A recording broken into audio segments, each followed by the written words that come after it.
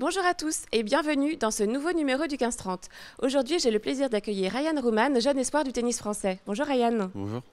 Alors Ryan, vous êtes un des benjamins du tournoi et pourtant, donc, vous avez 19 ans et vous êtes professionnel depuis 2014. Donc vous avez commencé très jeune les tournois professionnels. C'était une évidence pour vous Une évidence, on va dire, de jouer finalement, d'être professionnel aussi jeune, hein. C'est on va dire rare. que je me suis entraîné pour ça depuis mon enfance. Oui. Où j'ai commencé à 1 an le tennis, qui est assez tôt quoi. Et depuis toujours petit, j'ai toujours voulu aller le plus loin, être même avoir des ambitions comme être numéro 1 mondial Depuis tout petit. depuis tout petit. Ouais. Et vous vous souvenez justement quand vous avez commencé à vous entraîner à l'âge de 1 an, c'était chez vous, j'imagine? Oui, je m'entraînais. Mes premières balles où je les ai tapées, c'était à Bagnolet. Et après, je me suis entraîné un peu à Montreuil, un peu partout. Et cette ambition de devenir numéro 1 mondial, c'est depuis tout petit aussi? Ouais, toujours tout petit. J'aime bien vraiment être le numéro 1 dans un sport. C'est quelque chose aussi que tout le monde veut, bien sûr. Après, voilà quoi, il faut s'entraîner, il faut mettre les moyens pour y arriver. Parce que c'est quelque chose de très haut. Alors numéro 1, justement, en 2014, à l'âge de 13 ans, vous avez remporté en simple et en double les Petits As, qui est le plus grand tournoi au monde des moins de 14 ans. Et alors, vous avez été repéré aussi à servir à déjà à 200 km/h à cet âge-là. Est-ce que c'est à ce moment-là que vous avez commencé à vous dire, ça y est, je vais envisager une carrière professionnelle? À cet âge-là, 13 ans. à 13 ans, je l'avais commencé déjà un peu plus jeune. Parce qu'à 12 ans, je faisais aussi quelques circuits comme Auray en 2012.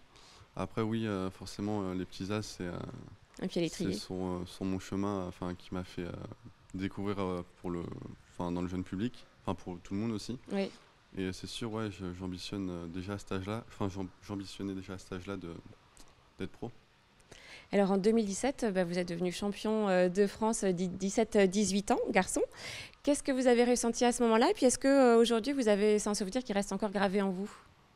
C'est sûr, c'est un souvenir qui reste gravé en moi, parce que c'est pas tous les jours qu'on est champion de France. Mm. Bon, maintenant, j'ai passé l'âge d'être mineur, j'avais gagné avec 1 an d'avance, ce qui est déjà pas mal. Et oui, c'est un souvenir que, que je me souviens.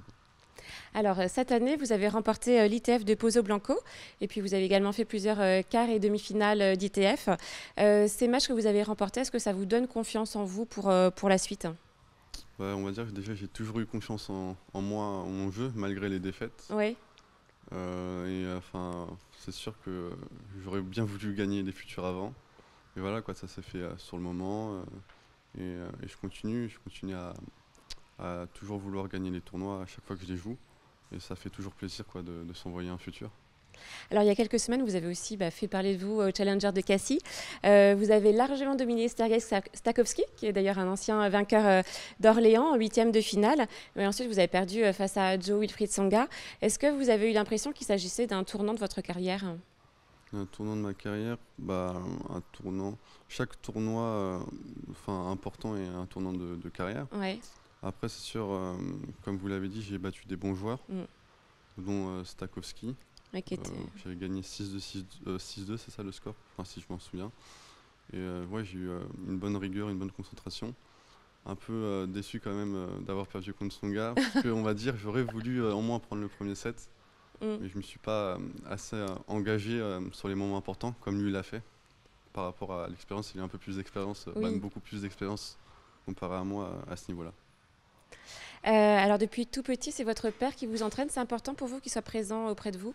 Ouais, c'est très important pour moi parce que je le fais confiance, on se fait confiance nous deux.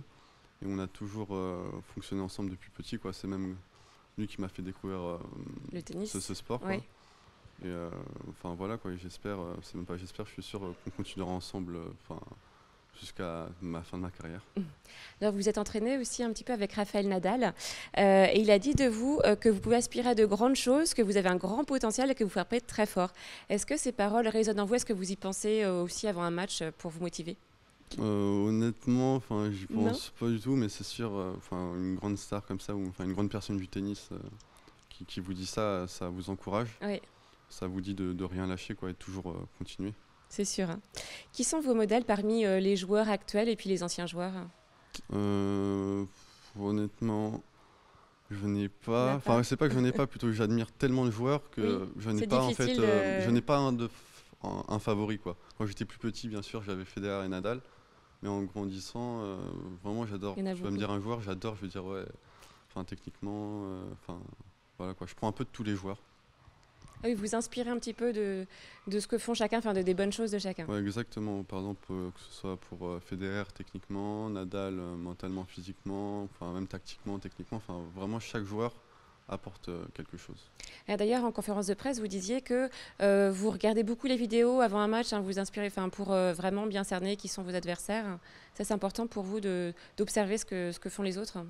Ouais, c'est important, c'est un petit plus dans un match qui peut apporter pas mal de choses, à savoir un peu les rituels des adversaires, que ce soit entre les points ou sur le point, ses choix tactiques et tout. Oui.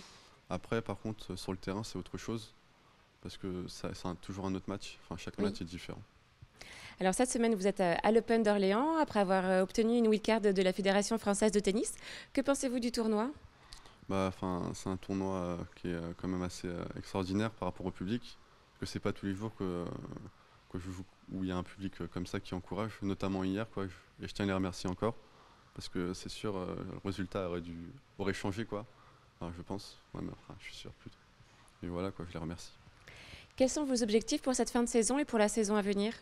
Euh, Enfin, pour la saison à venir, l'année prochaine, Mm. j'aimerais intégrer le top 100. Oui. C'est quelque chose qui, enfin, bien sûr, qui sera pas facile. Et je tiens vraiment à me donner les moyens pour y arriver. Eh ben, c'est tout ce qu'on vous souhaite. Merci. Merci beaucoup. Et quant à nous, nous nous retrouverons demain pour un nouveau numéro du 15-30.